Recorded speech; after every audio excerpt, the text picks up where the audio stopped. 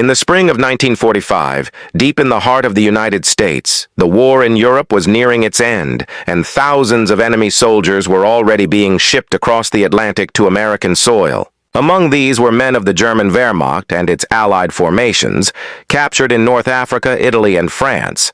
They were transported along long supply lines, crammed into ships, moved onto trains, and finally placed behind barbed wire in camps set up across the southern states.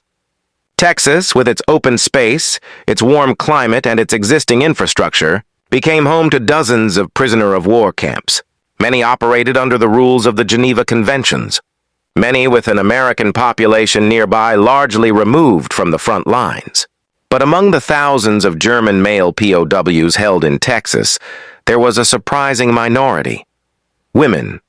These German women, often nurses, clerks, or members of auxiliary services, had been captured or taken prisoner in circumstances that differed significantly from that of frontline soldiers. Some were captured in North Africa or Italy. Some were aircrew or communications personnel transported out of the war zone. When the war ended in Europe in May 1945, the United States was left with tens of thousands of POWs still interned. The question then became, what to do next? Should they be sent home immediately? Or should they be held until formal surrender, trials, repatriation, and transport could be arranged? For many of the German prisoners in Texas, the answer would surprise them. On arriving at their camp, the women quickly discovered that their expectations matched neither the harshness of wartime propaganda nor the horror stories they had heard. Instead of barbed wire behind razor fence, they found open fields, Texas ranches contracted for labor, and surprisingly, cordial interactions with American guards and host families. At one camp, arrivals reported being greeted with cold Coca-Cola bottles and warm handshakes. At another, they were taken out of barracks and driven down dusty Texas roads to large cattle ranches, given cowboy hats, and asked to do light work, help in the fields, ride horses, bring in hay. For these women-trained soldiers of their country, raised in wartime Germany, this was culture shock, but in a way they would never have anticipated. On the ranches, they found something entirely different from what they had feared. Instead of chains and cold cells, they discovered wide skies, horses, barbecue dinners, picnics, friendly American farm families coming over to greet them. They overheard cowboys who asked, "How does a German girl like ranch life?" They participated in rodeos and helped bring in cattle, even though they had once been part of a war machine designated enemy. The sense of alienation remained. There was no forgetting the uniform, the POW badge, but the context of captivity had changed in form. Within the camps themselves, the German POWs were offered work details in agriculture, picking peaches, citrus, or cotton, building roads, mowing lawns, and clearing fields. According to one detailed study, the relationships between local farmers and German POWs were often surprisingly close. Food baskets would be sent, farm families would act as sponsors for POWs long after the war. These women POWs encountered these gestures, observed them, and often found themselves questioning the assumptions they carried from Germany, that Americans were fierce enemies, that their treatment would be brutal, that their future was predetermined. But despite the seemingly mild conditions, these women knew they were still prisoners. Their status was clear. They were held under wartime regulations. Their repatriation was still on the agenda, and their home country was in ruins. Thousands of miles away, their families faced collapse, hunger, and the destruction of cities and towns. The German front had crumbled and the Reich was dissolving. For these women, the concept of going home had become a myth. What home would they return to? What role would they have in a defeated Germany? Thus began the transformation. The wonder of the Texas ranch life, the respectful treatment by Americans and ranchers, the space to breathe, and the novelty of American culture started to seed a new possibility. What had begun as captivity began to shift towards something else, and some of the women, even though still technically prisoners, began to imagine a life beyond repatriation, beyond returning to a shattered Germany. The wheels were turning.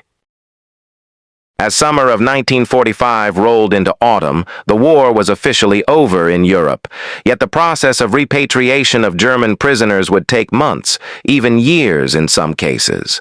For many of the female German POWs held in Texas, that delay opened a window of possibility, a window they would step through. The civilian ranch workers and local Texans treating the POWs differently, not as beaten enemies, but as workers, neighbors, sometimes friends, contributed to a subtle change of mindset. They were no longer just enemy women. They were individuals living in a foreign land with ranch life, horses, open plains, and a slower pace than the bombardments and air raids of Europe. Some of these women discovered the American rituals of daily life: a Sunday cowboy ride, a picnic on the fence post, the smell of fresh hay, the call of cattle, the clink of a bottle pop of soda under a hot Texas sun. The shock of being treated with dignity rather than suspicion created cognitive dissonance. They had expected chains, forced labor, dull barracks, isolation. Instead, they found rifle-carrying Americans who picked cotton by day, joked over lunch, and asked them about their lives back in Germany. One former American camp worker recalled the women asking for English lessons, cowboy hats, country music records, and even to ride the range. They accepted the offer. It was in this context that some of the women began to ask, why go back? At first, the thought seemed unthinkable. Germany lay in ruins. The economy was collapsed. The occupation powers held sway. Rationing was severe, and the political future was uncertain. Meanwhile, in Texas, the women had tasted something entirely different: personal agency, freedom of movement, respect, clean rooms, a steady routine, even the possibility of work and a future that did not involve bombed-out buildings or defeat. The idea of repatriation lost its shine. American ranchers, for their part, started to see these women not merely as prisoners, but as human beings with potential. Some extended invitations: come work after your release, stay in the area, learn English, settle in. True friendships formed. Some German POWs began to receive sponsorship offers to immigrate to the U.S. after the war. In one case, a farmer in Texas later left his farm to his former German POW worker. The cultural bridge was being built. The women, considering these overtures, weighed their options: return to hometowns in Germany with destroyed infrastructure, possible denazification penalties, uncertain livelihoods, and the social stigma of defeat, or start anew in America. In Texas, with ranch life, freedom, and a chance at something different. Some chose the latter. They applied for immigration, learned English, adapted to American customs, and even dated Texans cowboys who had grown up under the vast Texas sky. They learned to ride in the West, attended local dances, wore cowboy hats gifted by their hosts, and found that the difference between being a captive and being a resident was a matter of choice. Repatriation packages were offered by the U.S. government. The option to return home was presented. Yet for some, the idea of returning to a defeated Germany, of rebuilding in ruins, simply did not appeal. The option to stay legally or through marriage became more attractive. Some local Texans welcomed their former POW workers into their homes as paid employees, neighbors, or house guests. Over time, the boundaries blurred. Romance blossomed where no one expected it. The very landscape of Texas, with its freedom, its ranches, its cowboys, became a compelling pull. The choice to remain was not without consequence. These women had to navigate immigration forms, learn English, and leave behind their former lives. They had to face suspicion from neighbors and colleagues, and even from fellow Germans who viewed their choice as betrayal. Some received letters from home urging them to come back and rebuild Germany. Others met gossip. But the strong aqua of Texas skies and the rhythm of ranch life proved more persuasive than the rubble of Europe. By the winter of 1946, small groups of German POWs and former POWs began signing up for permanent work visas, submitting paperwork for settlement, and in some cases marrying locals' ranch hands, cowboys, Texan farm families who had grown used to their former captive workers as part of the community. Their former identity as enemy women faded. They became part of Texas's post-war story of immigration, settlement, and new beginnings. Once the decision to remain was made, the transformation into a new life began in earnest. Former German women POWs who chose to stay began that process by integrating into Texan society, working on ranches, taking English classes, attending Sunday church services, going to county fairs, riding horses, learning to herd cattle, and wearing cowboy boots instead of German boots. They mastered the rhythms of ranch life, the smell of the baited lasso, the call of the cattle as dawn rose, the vast emptiness of prairie contrasting with the crowded streets of wartime Germany. Many wrote letters back home describing the shock of being treated like a person rather than an enemy, describing their surprise at finding kindness where they expected harshness. Those who married Texans found themselves navigating a blend of cultures: German childhood memories, American present, Texas future. They learned Southern hospitality, barbecues, square dances, and Sunday church services. Their husbands taught them to ride, introduced them to the family cattle business, and invited them into social circles once closed to former enemies. The children born of these unions embodied both heritages: German names, Texan boots, bilingual homes, dual identity families. In some towns, the former German POWs and their spouses became respected citizens, ranchers, business owners, homeowners, long after the war had faded into the pages of history. But their story also carried weight. They had chosen not to repatriate. They had refused the automatic journey back to Europe. The reason was not simply convenience. It was also a profound shift in allegiance, not necessarily political, but personal. They chose hope over ruin, freedom over captivity, community over isolation.